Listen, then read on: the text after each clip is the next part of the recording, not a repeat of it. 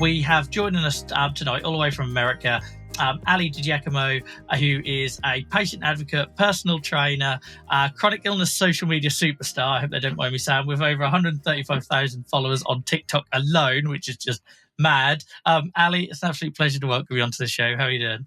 I'm good. I'm so excited to be here. Thank you. And this does feel very long overdue, doesn't it? Like, It does. We've been sort of interacting on social media for years, or you'll maybe talk about the pandemic and that sort of thing later on.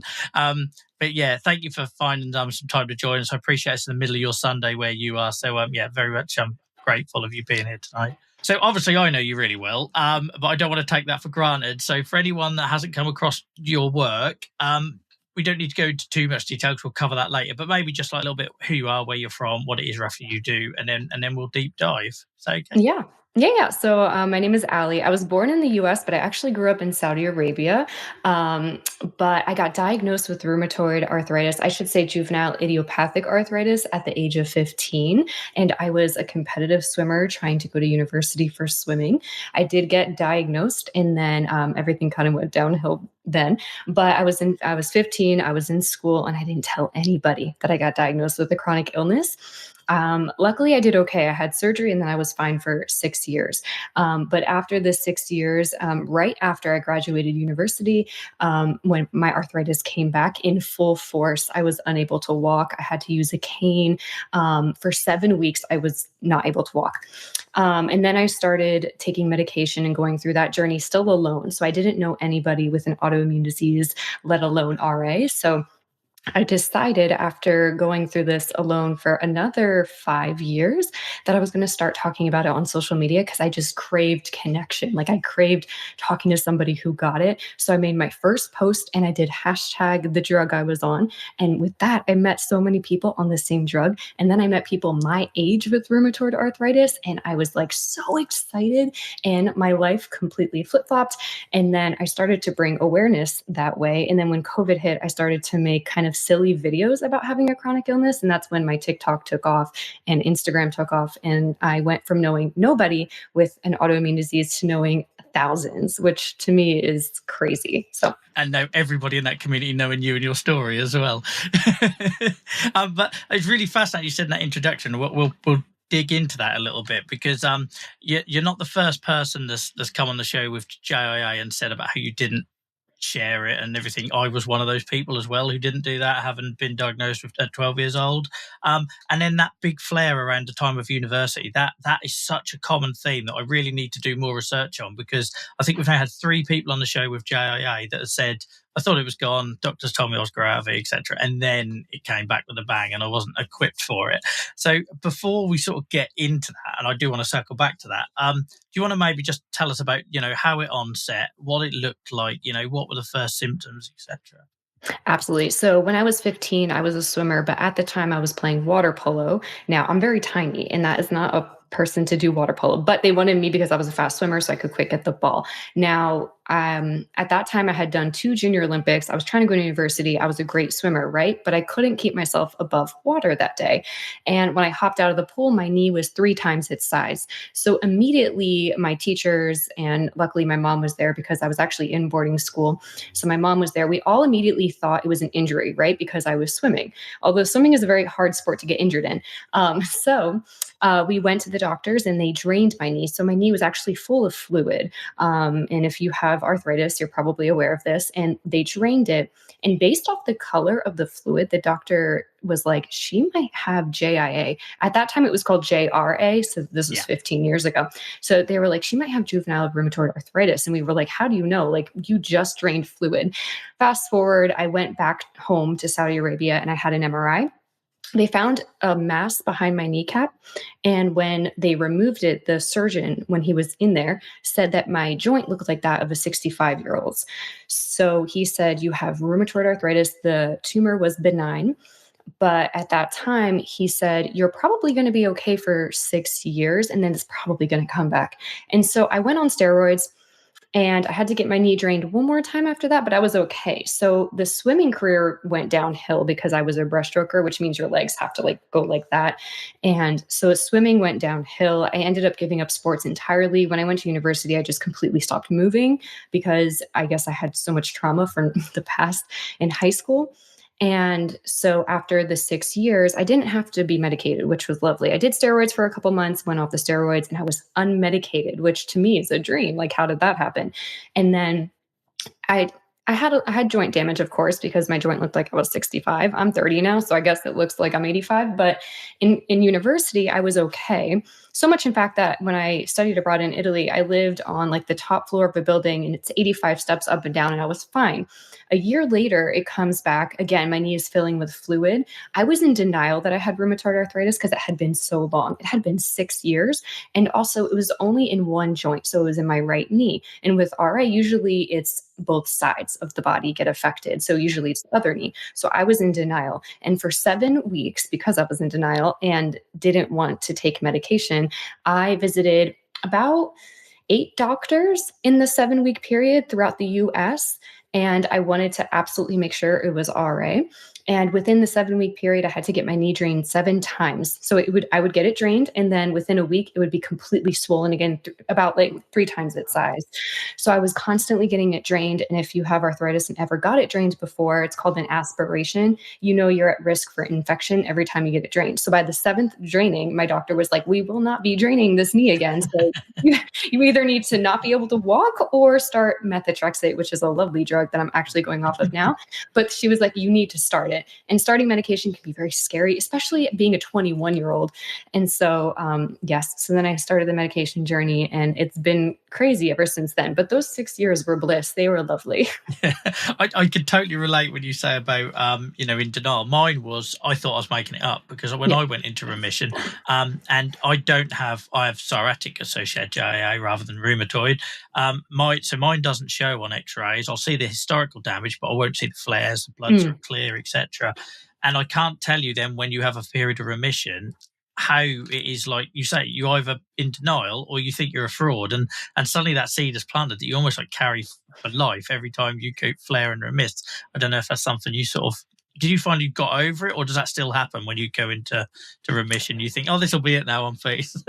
So I actually haven't gone into remission since Oh, then. So the denial phase ended on the 7th draining, where she was like, "No." Oh, actually, also the denial ended because shortly after that, I started the medication. I had surgery again. So I had arthroscopic knee surgery. It's pretty invasive. It's not pretty intense. It's easy. They just go in there, shred it up, suck it out. Super easy. But it was my second one, and I did it about 4 months after. Pretty fascinating that the surgeon said you had 6 years until you have to do the surgery again, and he was like, to a T, like 2 months away from the 6 year mark. I had to have yeah. surgery again. And the doctor, I was actually, the denial set in. So I was sitting in the doctor's office and I was waiting for the results, right? So I'm 21 at this time. I'm like, I bet you they're going to come in here and tell me it's not RA. Like I hyped myself up.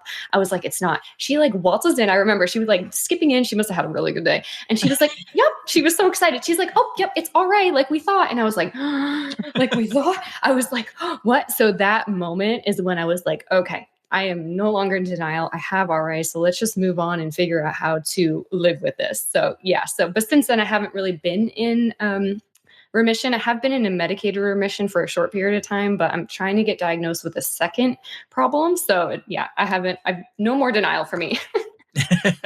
And did they ever just have interest in my own sort of personal learning? I'm a lot older than you, but a big issue for people like me over here in the UK who have JIA and of that sort of 30 to 40 bracket now is that so many of us were told we'd grow out of it. So then we weren't prepared for when we didn't. Was that a conversation that happened with you, or was it just like you've got RA and therefore it's Yeah. there for good?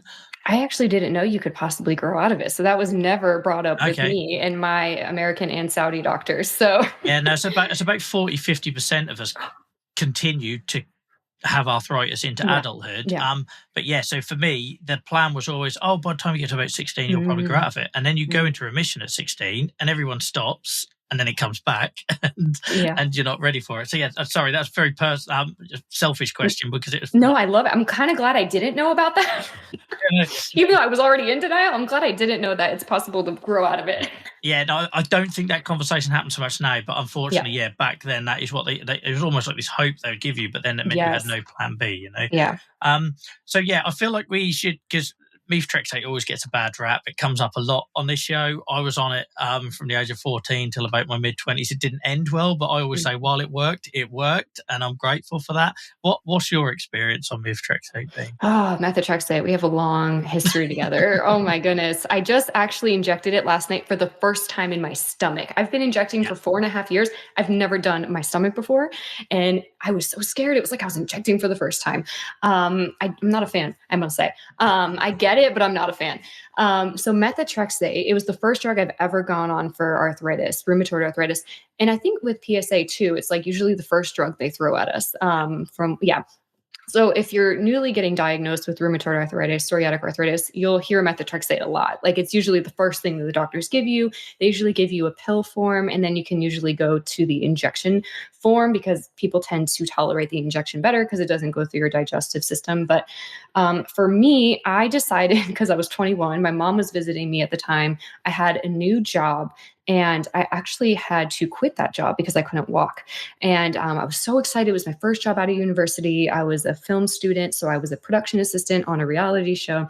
And I was devastated to quit. It was the worst. And so pushing me to go on methotrexate, in the beginning, I avoided it, hence the 7 weeks. And then finally, I gave in. But I kind of had an understanding of what it was, but I did not want to look into it. And I didn't have social media at the time.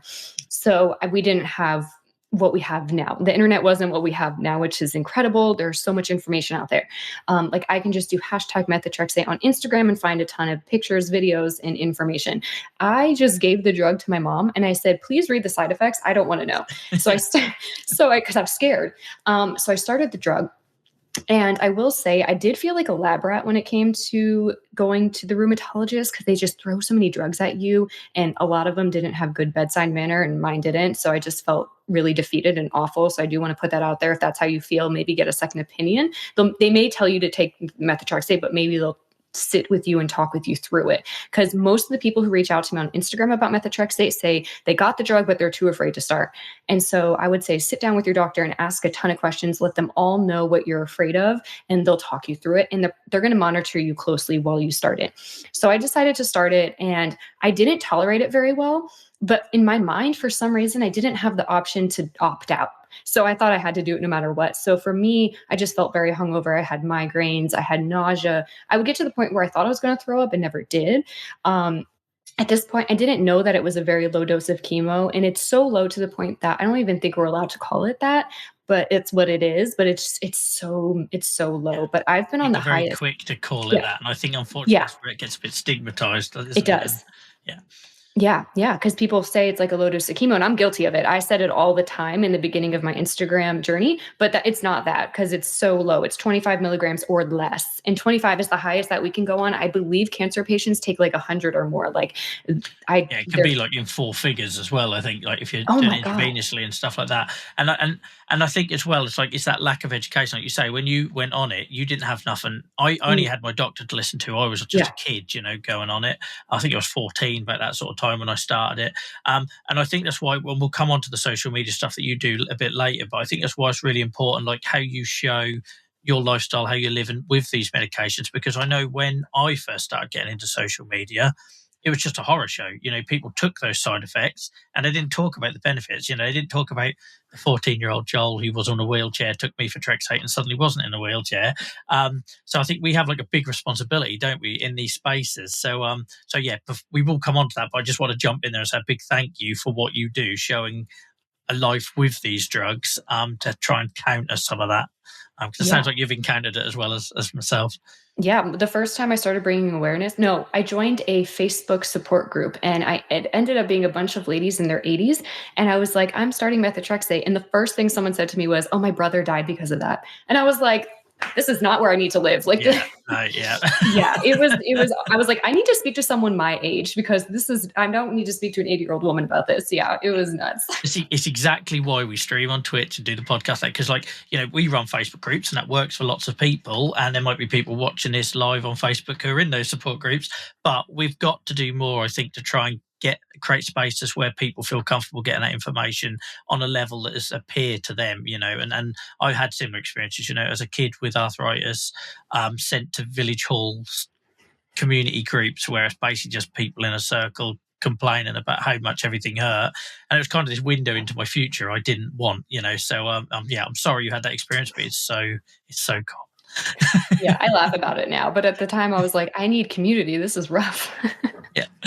So it sounds like then, for me, for Trek's sake, that's been like a long-term option for you. Obviously there are peaks and troughs with that, and like I say, it worked beautifully for me until it didn't, and everything. So in terms of like how you learned to live with the disease, because obviously life changes, doesn't it? You're a kid with this condition, then you become a young adult, university, then you become a full-blown adult, and I'm always quite keen to point out to people that the condition label, whatever, might not change, but our experience with it through our life journey with it does. So can you maybe talk for a little bit about how over the years that's changed, its impact, or how something as a problem now that wasn't when you were younger, or vice versa? Yeah. So what I'll talk about is, I guess, like work to begin with, because when it came back, I was in a job and I've grown so much. So little me, 21-year-old me in her first job out of school, I woke up one day not being able to walk, right? So my knee was so swollen and I tried to hide it with jeans. I put my tight jeans on, I tried to hide it. And I went to work and I was limping. Like, I didn't want to tell anybody because I was too afraid to get fired, which you can't do. It's illegal. Yeah. And so I'm just like trying to hide it. And I'll never forget this. The guy I was working with, my coworker, was like, you better hide that or else they're gonna notice and they're gonna let you go. And I was panicked. I was like, oh my God, this is my first job. Like, I can't let my chronic illness get in the way. And then suddenly, like, a producer on the show realized I was limping and she's like, I can see your knee is swollen. Are you okay? And I was like, oh yeah, I have RA. And they were so nice about it. I did not get fired. I actually got upgraded. They let me drive the car the whole day. And the guy that told me to watch out had to do all of the heavy lifting. And karma, and I remember, like, karma's awful. And so now, so even then after that, I still wasn't confident to let my employer know I have RA. Mm-hmm. And even yesterday, I was applying to like a part-time job and just like for some social media work. And it said, do you want to notate that you have an autoimmune disease such as arthritis? And I clicked no. And then I was like, no. And then I was like, no, I do have it. I bring awareness about it. I clicked yes. And so I was like, you know what? No. So I've really like grown over the years to just accept the fact that I have a chronic illness and I'm very vocal about it. And I'm no longer afraid to talk about it and like let my employer know. Like when I was working at a gym, I had to start infusions and I'm like, hey, I'm going to have to take one Thursday off a month. Like, this is what it is. I wasn't asking, I was telling. Yeah. So over the journeys, it's been really hard with work and dealing with that. But I feel like the older I get, the more wise I get and the more badass I feel. And I'm no longer afraid to talk about it and to bring awareness about it. I mean, there are so many people with autoimmune diseases. I'm sure your employer may know one or two. So yeah, but it's been a journey. I'm not going to lie.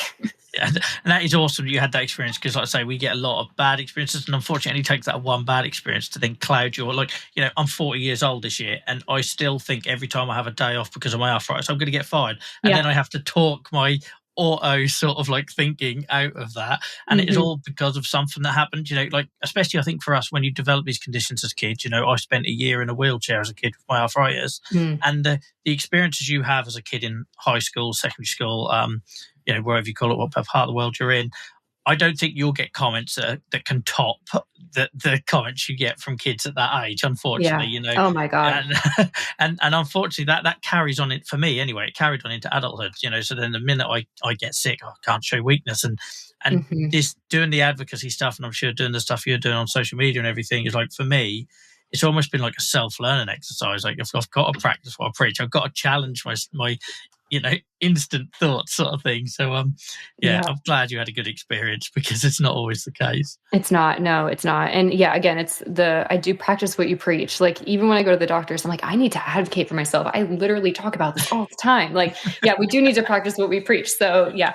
I spend all day answering DMs telling people what they should ask and say. And then I see my rheumatologist that I've had since I was 12 years old. So he's like a second father figure, and I completely freeze up. Like, it's embarrassing. Everyone would unfollow me on social media if they saw me in the rheumatologist room, because I just look like a fraud. But it's that relationship, it's that history, it's that the stigma and the baggage that you carry, with these things. So yeah, sometimes it's easier said than done, but I'm working It on is. it. Me too. so so obviously you were a sparring swimmer and everything else, and you had these plans, and then an arthritis happened. How did you adjust, and how long did it take you, if you haven't got there already, I suppose, like, how long does it take you to sort of like refocus what your goals are with arthritis? Yeah, so this actually has happened 3 times in my life now. So the first was with swimming, and I had to give up that dream, and I was doing so well my sophomore year with swimming. My coach was so excited. We were talking about universities, and then that junior year is when it went downhill. So I made peace with the idea I wasn't going to university for it. It wasn't that bad because swimming is really hard. So I was kind of relieved. I was like, I could take a step back now and focus on other things. So that was my first time. So it wasn't that bad. The second time was when I was on the production show and the knee got swollen, that I had to realize that I can't be on set. So I went to school for film, and my goal was to be on set on TV and film. And because I couldn't walk and I knew I had joint damage, I quickly realized I could not go into that field, and I was panicked. And I fought so hard to be able to, but I had just had surgery, and that's when I moved to Atlanta, which is a huge film hub. It's where I lived for the past 7 years. And I was applying to jobs there. I was like, I need to accept the fact that I'm gonna have to get a desk job. It can be in film, but it's going to have to be sitting down. So I ended up becoming an extras casting director, which is in an office. So I kept my dream, but had to switch it a little bit. I still wish I was able to go on set, but you know what? It was out of my control and I couldn't do it. I was proud of myself that I still got into the film industry, but had to sit down. And then the third time is actually very recent. So I'm a personal trainer, and I was working at a gym for 2 years, and my health has recently declined with the second thing I'm trying to get diagnosed with. And I, again, quickly realized I can't wake up at 4 a.m. every day and hit the gym and start teaching a group class at 5:30 and then have clients the whole day. And when you're a trainer, you pick up the weights, you put the weights away, you set everything up. And even though in the past I taught people with chronic illness, at this gym particularly, I only had like one client with a chronic illness. Then I had 25 others who were completely fine and bench pressing much weight that I couldn't lift. So I quickly realized I'm going to have to make a change. I no longer can do this lifestyle. I can no longer get up early. And it hurt a little bit and it stung. But I had my little mourning period, which we can always have. Like, we mourn, what we were able to do. And then that's when I left the gym and created my own fitness app. And I was like, you know what? I'm going to do what I can do on this app. And I made some programs on the app. Recently, I was like, I'm going to make a dumbbell program. I wasn't able to do the dumbbell program. So I got really sad and really upset. And I was like, you know what? Let me do like a flare friendly program, because I'm sure lots of people would understand. So I try to like make it positive, even though I have that negative feeling. I'm not going to lie. Like, I'm not perfect. And we do need to feel those feelings, or else they're going to be tucked away inside of us. But yeah, so it's been 3 times, but I'm still learning. Like we always are. Yeah, and that morning thing, I'm still right in there. And we can now go on to the fitness talk, because I'm going to be listening really carefully, because as someone that had that period where I was in denial a little bit and done lots of sport, I haven't come back out from that pandemic place of like, and the weight went on and the movement stopped, and I walk my dog lots now, and I tick that and use that as a bit of an excuse. But I know it's, but I'm well aware it isn't, I went from playing rugby and cycling and running and all these things that I now can't do. So what was there a thing that changed it for you? Was it just getting over that mourning period or adapting? Or was there just something that sparked you into, I'm going to get back to being more mobile and I'm going to do the fitness thing and help other people? Yeah, so I actually got back into it because I was suffering from a lot of anxiety. This was back in 2018. We lost a family member and it was really hard, and I had a lot of anxiety. I didn't know what to do with all that anxiety. And so I was on Instagram, the power of social media, and I saw a girl my age who had RA who was working out. And I was like, how on earth is this girl working out? Like, I don't understand. Like, I get up and I'm sore. So I reached out to her and she was like, do this program with me. Like, we'll do it together. We'll be each other's accountability partners. And I had completely given up working out. I went from being almost like a semi-professional swimmer to nothing, to like sitting on my butt, doing nothing, barely moved, just thinking I couldn't. So I was like, okay, I'm going to commit and she's going to be my person. So I did the 6-week program that we were doing. And by the 6th week, I would have no morning stiffness when I woke up, and I was seeing the benefits. I was like, oh, this is why the doctors tell us to work out. This is why my mom was telling me to work out. Like, oh my God, I was wrong. Like, and it was just like a light bulb went up, and I was like, oh my God. So when you strengthen the muscles surrounding the joint, you live easier. And I was like, this is nice. And the work I was doing was body weight. So I didn't have to lift weights. I was just kind of like bouncing around, and I modified as needed. And that was the wake up call. And then I became obsessed because I felt better. So I can always thank her because she kept me accountable. She would text me like, did you do it? It would be like 10 p.m. And I was like, I'm gonna go do it. But I so need one of yes. those. Yeah, yes, I will be your person. Yeah. And you would terrify me, and I'd do it. I know I would, because your energy Yes. and enthusiasm. But it's so true what you said about the muscles. So I had a physio tell me this. So I had lots of back and neck problems over the last couple of years. I was convinced I was flaring. I was convinced there was something going on. Got lots of scans, and ultimately they found, apart from a little bit of historic damage, it's simply the fact that I went from being 11 stone, I can't put that into kilograms, let's say 75 kilo sort of rugby player, to 90 kilo now. And the physio was saying, like, everything is now unsupported. All your joints are unsupported, your spine is unsupported, everything was really tight, and now it's not. And that was really hard to hear. Mm-hmm. But I needed to hear it, and I found myself having these conversations with other people. Like, they'll be raging at me about, they went to rheumatologists and they said, lose weight, moves more. And yes, there is more delicate ways that some of them doctors can put it. And I know they're Mm-hmm. not always great at that. And I've been on the end of that, but there is method in that madness, in that, every time, I forgot, there's a calculation, isn't there? For every pound of weight you're carrying, it's so many pounds extra pressure on a I think it's joint like and all this. 5 pounds. Yeah, it's like 1 pound Yeah. off is like 5 pounds on your knee. Yeah, yeah. Yeah, and all that Mhm. sort of stuff. And it's a really hard thing to hear. And Mhm. the trouble I've had is I've dipped in and out of it. So I've had periods, I've had summers, normally when the weather's better, I've got a little bit back into running, and the knees have been fine. The back's ached a bit, but the knees have been fine. And there's no reason not to. There's no reason not to cycle. I've got an awesome bike sitting right beside me and all this sort of thing. So what's your advice, I suppose, for someone like me, for keeping on the path, because I've made them little gains, and then I've had a bad day, and then it's all fell off again. Yeah. Oh my God, I could talk about this all day, but also like going back to like the way the doctors say it, they need like resources, like I wish they could Yeah. like throw to people like our profiles or something and like say like, here's community, here's where you can ask Yes. questions. Cause they don't do that. They have these little pamphlets that nobody cares about. And it's like these little cartoon characters, like, no. So they need to They do know how to better about that. prescribe pills. They don't know how to prescribe living with the Yes. condition and peer support and Yeah. all that 24/7 stuff, isn't it? Yeah.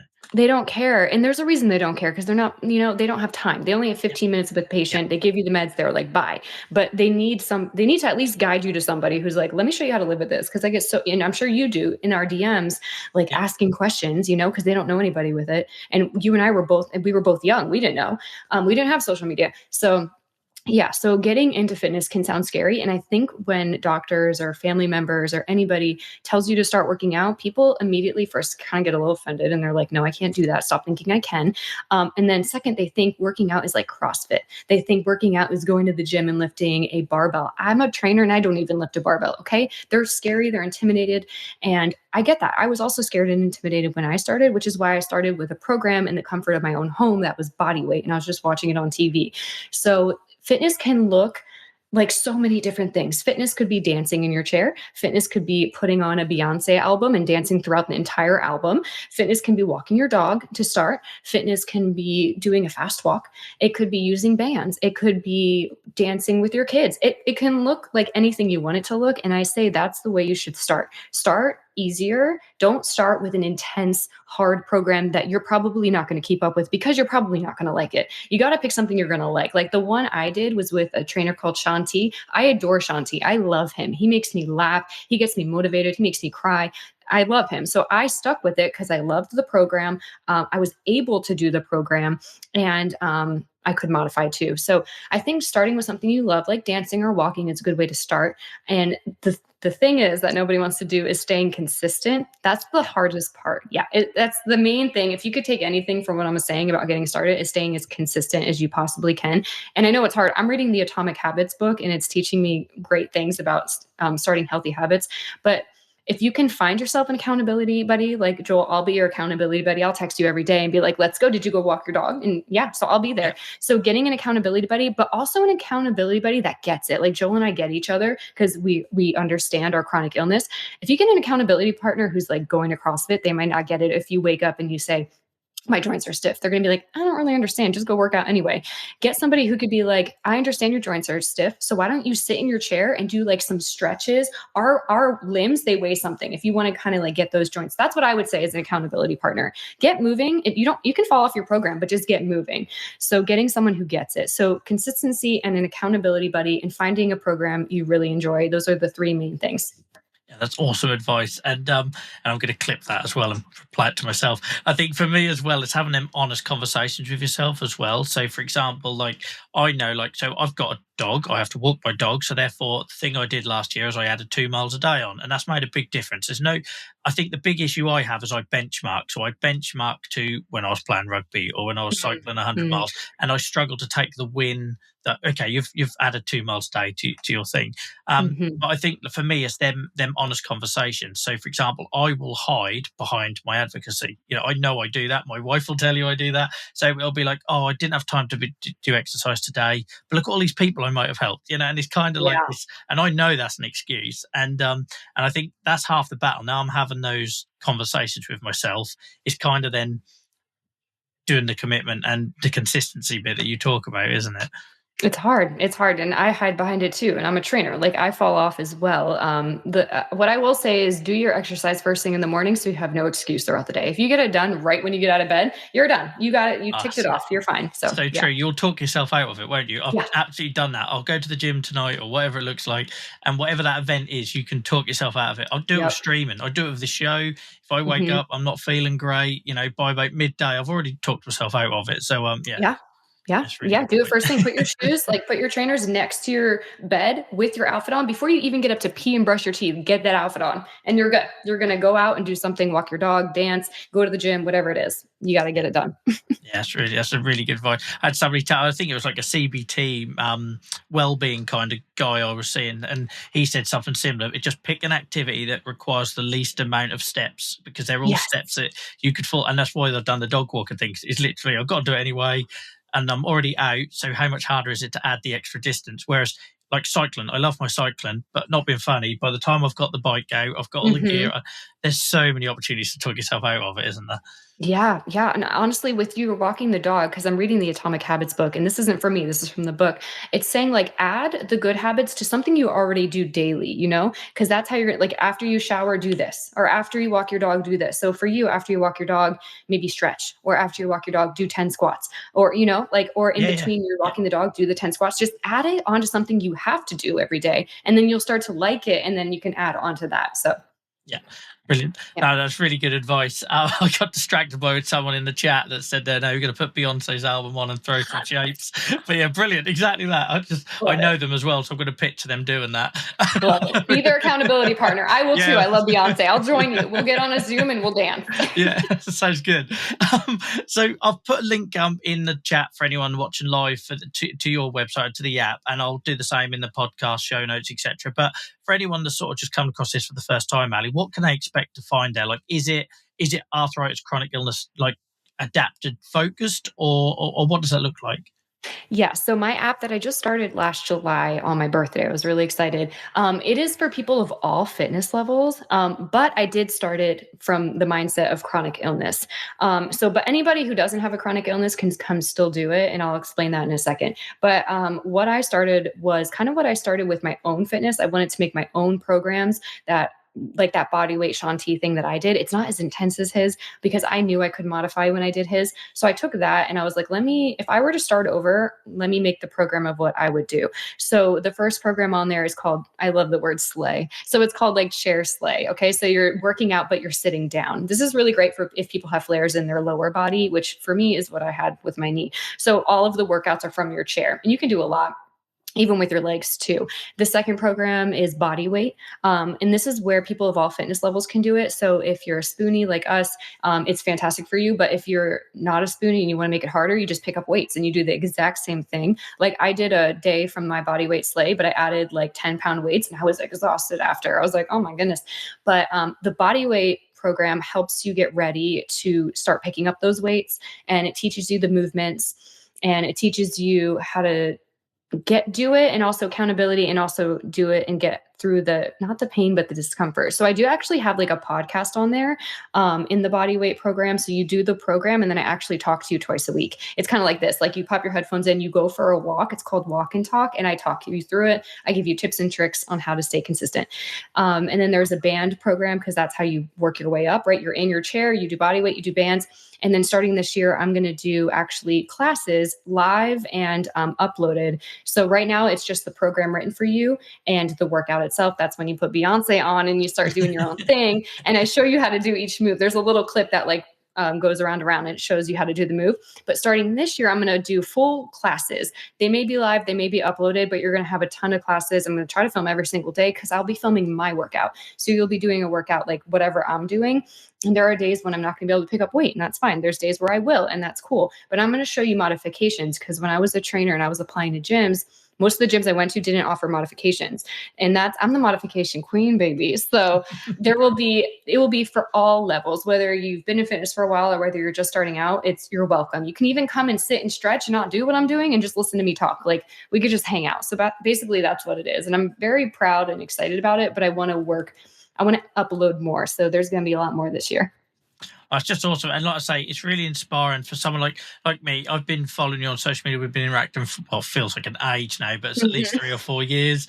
And a lot has happened in the world since then. And just having that check-in almost, even if we're not communicating with somebody that's moving and doing well, talking about the challenges as well, but looking good and moving and all that sort of stuff, for me has really helped, especially with the world that social media can be. Like we all know, if I go and post tomorrow a picture of me having a really bad day, that's probably going to do a lot better than me celebrating something. Unfortunately, that is the world we're in. Yes. So I just personally, and for anyone else that's watching this that has had a similar journey with yourself and your content, just a big thank you, because I've needed that with some of the things in my feed, and particularly some of the things in my DMs as well. Yeah. I've needed that positivity.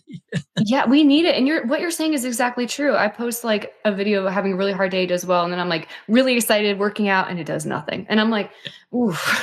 Yeah, social media can be a little scary from our side. Yeah, like it's from the creator side. I did an experiment one day, and I wish I had, because it just confirmed exactly. And I was actually wearing the same T-shirt, and I was having a really bad day with my psoriasis, and this was covered. And I thought, in any reality, that should almost like turn people off or whatever, and you'd expect people to unfollow you, and it was a complete opposite. Me showing a really bad day, my skin was terrible, confidence was on the floor, and it all took off. And then the next day I celebrated. I can't remember if it was music or a sport and achievement or something like that, and I tried to do the same look, the same, so that I was wearing the same clothes, etc. Nothing, dead, not like 9 likes. Thought, why do you think that is? Like why is it like that? I don't know, because on the street, it's the opposite, isn't it? You go, the stigma I face of having something visible like psoriatic arthritis, and I'm sure with your RA, if, a knee blows up or whatever, on the street, I find it's the opposite. But social media in our community is this weird little bubble where, and the same as a man talking about mental health, that is the biggest turn off for anyone. I don't know why. Like, I think it's quite powerful and empowering. I like to think that if I was sitting where I was 4 years ago in a really bad place with my mental health from my condition, and I always describe my mental health as a comorbidity. I'm not depressed when I'm not flaring, sort of thing. And I find that quite empowering and liberating. But no, it's complete opposite. That is like the biggest turn off. But you can share pictures of your rashes and it blows up. It's surreal. It's weird. I don't think I'll ever understand it. Like, I need No, somebody no. to dumb it down for me because it doesn't make sense. Yeah, I don't No, know. it doesn't. And like I say, when we talk about the stigmas and stuff, and I think sometimes I'm always worried about what we do as well, about preaching to the choir, which is why it was music to my ears where you said what you're doing with your fitness stuff is for anyone, like that broad. Because, I will go to conferences and you'll have those conferences about lived experience or whatever, and they're the empty ones. Them rooms are empty because Mhm. the people that are there are already converted. And I think that can happen sometimes on social media where, people that want to see the bad side of our condition are already converted. They're Yeah. embracing, etc. And the ones that only want to do the celebratory, thriving kind of thing, switch off from all of that. So I think that's where we have to work hard to broaden the work we do. And I think that's why what you're doing is really good, because coming back to what we said earlier in the show with the methotrexate thing, it would be so easy just to take to social media and talk about how terrible that is, how it can Mhm. make you sick and what it does to you, the physical effects. We've all been there. I remember I had a shower once, and I thought, because man, losing my hair and everything, I blamed for a lot of years methotrexate for me losing my hair. Obviously wasn't, but it's genetic and everyone in Mhm. my family's in the same position. But if I had social media back then, I could have took to social media and just talked about that negative thing, not all the positive. So yeah, Yeah. sorry, bit of a social media rant No, I there, love that. No, but it needs to all of be that to talked about. say, what Yeah, you're yeah, doing yeah. is really inspiring, and I really appreciate it. Thank you. Thank you. I think also what it could be when we're talking about like people only want the negativity, and I'm guilty of this. Like I would see my friends go off of methotrexate and I would get really jealous. Like I would be really like, "Oh, I want to do that." And they would be so excited and like celebrating and jumping up and down. And I was like, oh, I wish that was me. But then I would have that thought for like 2 minutes and I would be excited for them. But I'm wondering if that's like why people don't want to join our excitement, because they're like, that's not me. But you got to like not think like that, right? And like think that that can be you, and also we should be excited. And then that girl ended up going back on it. So like, you know what I'm saying? Like yeah, it's Yeah, hard. I think that's the yeah. only way we can look at it. Yeah, no, we talked about mourning already tonight, and I think that emotion is quite a Mm, strong one in our experience, especially with the remit and flare cycle. We can feel like we're missing out, and I've been guilty of that, being jealous of what someone's able to do compared mm, to what I could do on any particular day. But it is important, I think, to stress that it's on any given day, and we both know our journeys change with our juvenile arthritis. No yeah. one day is the same, is it? No, no. We could be fine one day and tomorrow it's like rough. So yeah. Yeah, I'm conscious of your time, but I just want to ask like one sort of final sort of question, and feel free to talk about your app and plug that as much as you like as well. As I have put it in the notes for anyone who wants to see it. But like, how do you respond then to those setbacks? Because we know what that's like with arthritis. We don't know what next week looks like, and sometimes it's like wading through water, and then other days things just work. So how do you respond on your fitness journey with they're inevitable setbacks, aren't they? It's Yeah. nothing you did; it's just going to happen. Yeah, how do you respond to that? It's so funny you asked me this because yesterday I had a realization like about this. I was like, I'm just going to accept where I'm at right now and be proud. So for me as a trainer, my goal, I'm a really tiny person. I don't know if you could tell, but my goal and being a fitness person, and I follow a ton of trainers, everyone's really built. So for years, I'm talking like 5 years, my goal was to get like thick, like to gain muscle and to get muscle mass and to look thick. And I did get there when I was in medicated remission and I weighed like extra 15 pounds. I was so excited. But because my health has declined, I'm back to like weighing 100. And I'm like, for a while, I was like, oh my God, I look so thin. Like, I don't look like I have muscle. I was panicking and I was like, this is not what I want. I kept trying. And then suddenly this holiday, I was like, you know what? I'm just gonna move the way I can and be kind of proud of it. Like I may be 100 pounds, but also like I'm gonna still move and embrace it. Like I think and I don't want to say accept the fact because things can always change with us. But in the moment, I accepted the fact that I'm not gonna have huge muscles and the aesthetics that I want and to get really thick. Like I'm going to accept it. I might have it in the future. So I think for me to accept it and how I get over those setbacks is to be okay with where I'm at and proud of where I'm at and think that I'm just proud to get moving.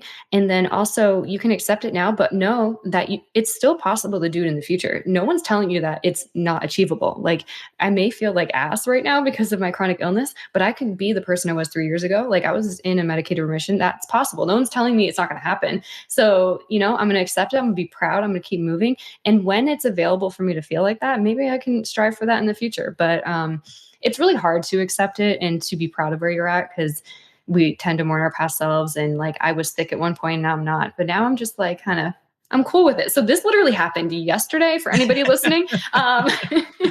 But yeah, no, it's mental hard. battle, though, isn't it? And unfortunately, our physical condition affects the way we see and think about ourselves, especially for someone like me who have psoriasis, or if you've got the visible, effects of RA and everything. It totally warps the way we can see ourselves sometimes. And yeah, I think it's like that human nature, because I look at what you're doing, I look at your social media, and I'm super jealous of how tiny you are. But I know when I go back 4 or 5 years ago, when I was this skinny winger on a rugby pitch, I wanted to be the big guy, and I wish I was as big as her. And now I've got all right, it's not muscle, but I've got the bulk, and I want completely the opposite. So I think, unfortunately, we're always chasing something. We're always chasing something that we don't have, no matter what. Like, I could be bulky and I'm like, oh, I want to go back to being like smaller. Or, we're always going to want that. I think we just need to be happy with where we're at and just proud of that we're trying, because every day is hard. We just need to be proud that we wake up and get moving somehow, because it's hard.